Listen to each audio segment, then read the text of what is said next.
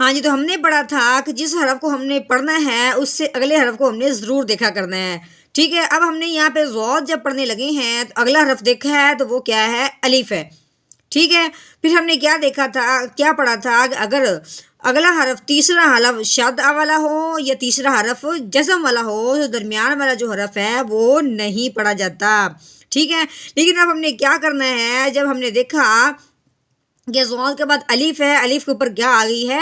مد آ گئی ہے، تو اب ہم نے کیا کرنا ہے؟ الف کو بھی ساتھ پلانا ہے، ٹھیک ہے۔ اب ہم نے کیا کرنا ہے کہ ضاد کو جب ہم نے پڑھنے لگے تو ساتھ الف آ گیا، الف سے پہلے آ گئی زبر، الف سے پہلے زبر آ جائے تو اسے ایک الف کے برابر لمبا کرتے ہیں، ٹھیک ہے۔ پھر جب الف کے اوپر مد آ گئی ہے تو اب ہم نے کیا کرنا ہے؟ ضاد کو 3 الف کے برابر لمبا کرنا ہے، ٹھیک ہے۔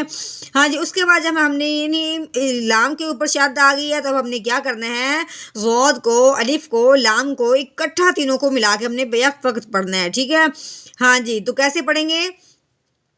ضاد الف لام مد زبر ضال، ٹھیک ہے۔ ہاں جی، اس کے بعد ہم نے دیکھا تھا کہ لام کے اوپر کیا آ گئی ہے؟ تنوین۔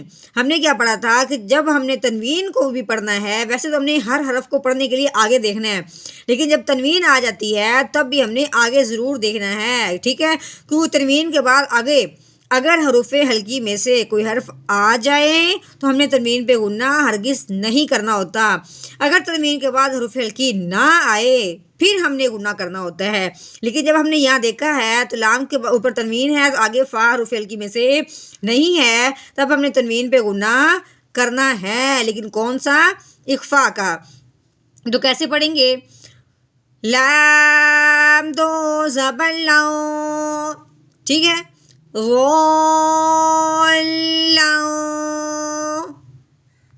نحمده ونصلي على رسوله الكريم اما بعد فاعوذ بالله من الشیطان الرجیم بسم اللہ الرحمن الرحیم۔ السلام علیکم ورحمۃ اللہ وبرکاتہ۔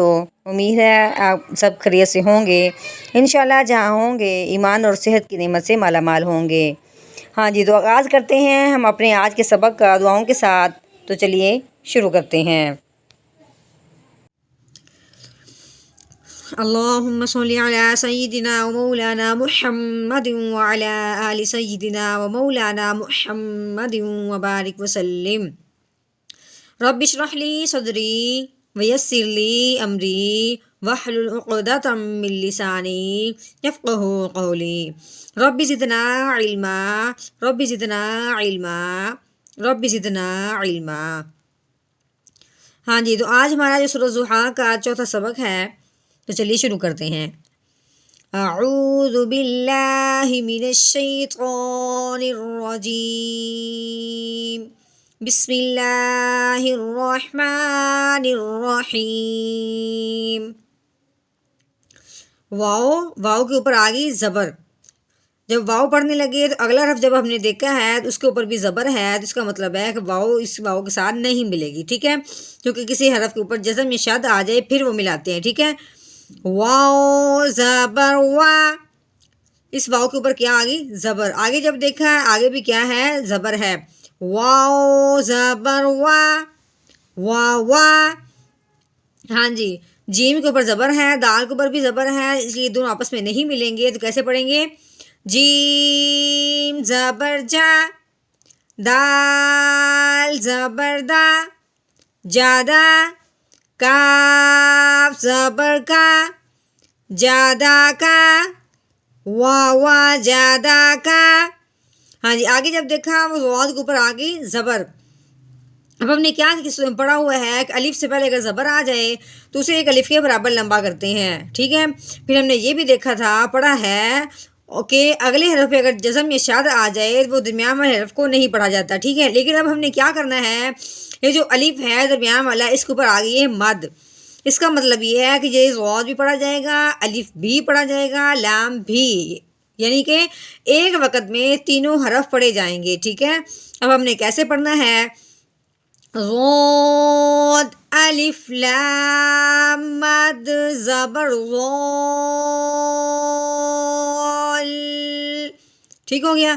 اب لام کے اوپر آ گئی ہے تنوین، تنوین ہے، جب تنوین آ جائے تو پھر اس کے آگے جو زبر ہوتی ہے وہ نہیں پڑھی جاتی، ٹھیک ہے۔ اب لام کے اوپر تنوین آ گئی، آگے جب ہم نے دیکھنا ہے، جب جس حرف پہ تنوین آتی ہے اس کو پڑھنے سے پہلے آگے ضرور دیکھتے ہیں۔ آگے کیا ہے؟ آگے فا ہے، فا حروف ہلکی میں سے نہیں ہے، اس لیے ہم نے کیا کرنا ہے؟ تنوین پہ غنہ کرنا ہے، وہ بھی اخفا کا۔ لام دو زبر لو،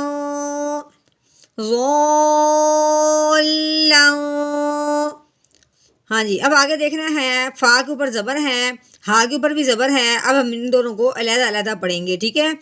فا زبر فا، ہا زبر ہا، فا ہا۔ دال کے اوپر کیا آگی؟ کھڑی زبر، کھڑی زبر جس کو ہوتی ہے اس حرف کو ایک الف کے برابر لمبا کرتے ہیں، ٹھیک ہے۔ دال کھڑی زبر دا، فہدا۔ اب ہم نے کیا کرنا ہے؟ وقف کرنا ہے، تو وقف کی صورت میں جس حرف پہ کھڑی زبر ہوتی ہے اس کو ویسے ہی پڑھتے ہیں، ٹھیک ہے، صرف اس کے لہجے میں فرق آتا ہے۔ کیسے پڑھیں گے؟ آگے وقف، فہدا، فہدا، ہاں جی، واو زبر وا، واو زبر وا، واوا۔ جیم زبر جا، دال زبر دا، جادا۔ کاف زبر کا، جادا کا، واوا جادا کا۔ جب ہم نے یہاں دیکھنا ہے، عین کے اوپر آ گئی ہے زبر، ٹھیک ہے، تو ساتھ کیا آگئی ہے؟ الف، تو الف سے پہلے زبر آ جائے تو اسے کیا کرتے ہیں؟ ایک الف کے برابر لمبا کرتے ہیں، ٹھیک ہے۔ اب ہم نے کیا دیکھا ہے کہ اوپر آ گئی مد، مد آنے کی وجہ سے اب ہم نے اس کو 3 الف کے برابر لمبا کرنا ہے۔ اس کے بعد جب ہم نے دیکھا کہ مد کے فوراً ہی بعد یعنی اسی کلمہ میں ساتھ حمزہ بھی آ گئی ہے، تو ہم نے کیا پڑھا تھا؟ اگر کہ مد کے فوراً ہی بعد اسی کلمہ میں اگر حمزہ آ جائے تو اس حمزہ کو یعنی اس مد کو مد متصل کہتے ہیں، اس حمزہ کی وجہ سے، ٹھیک ہے۔ اگر یہ حمزہ اگلے کلمہ میں ہو، آئلن، اس کے بعد فاء نام فا میں جا آتا ہے، تو پھر ہم نے کیا کہنا تھا کہ یہ اگلے کلمہ میں حمزہ آیا ہے جس کا نام بن گیا ہے مد منفصل، یعنی آپس میں فاصلہ ہو گیا ہے، لیکن یہاں پہ اسی کلمہ میں آیا ہے، تو اب ہم نے اس کا نام کیا لینا ہے؟ مد متصل۔ اب اس حمزہ کی وجہ سے اس مد کو ہم نے اب کیا کرنا ہے؟ 4 الف کے برابر لمبا کرنا ہے، ٹھیک ہے، ہاں جی۔ اگر یعنی مد نہ ہوتی تو الف کو ایک الف کے برابر، عین کو 1 الف کے برابر لمبا کرنا تھا، مد آنے کی وجہ سے اب ہم نے اس کو 3 الف کے برابر لمبا کیا۔ جب حمزہ آ گیا ہے تو اب ہم نے کیا کرنا ہے؟ 4 الف کے برابر لمبا کرنا ہے، ٹھیک ہے۔ عین الف مد زبر ع،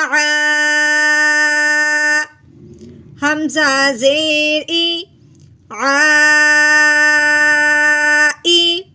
ہاں جی، اب دیکھیں لام کے اوپر تنوین آ گئی ہے، ٹھیک ہے، تنوین جب آ جائے تو اگلے حرف کو دیکھتے ہیں، اگلا حرف کون سا ہے۔ اگر آگے حروف ہلکی میں سے کوئی حرف آ جاتا ہے تو پھر ہم نے تنوین پہ غنہ نہیں کرنا ہوتا، لیکن یہاں جب ہم نے دیکھا ہے تو وہ فا ہے، تو فا جو حروف ہلکی میں سے نہیں ہے، اس لیے اب ہم نے کیا کرنا ہے؟ تنوین پہ اخفا کا غنہ کرنا ہے۔ لام دو زبر لو، عائلو،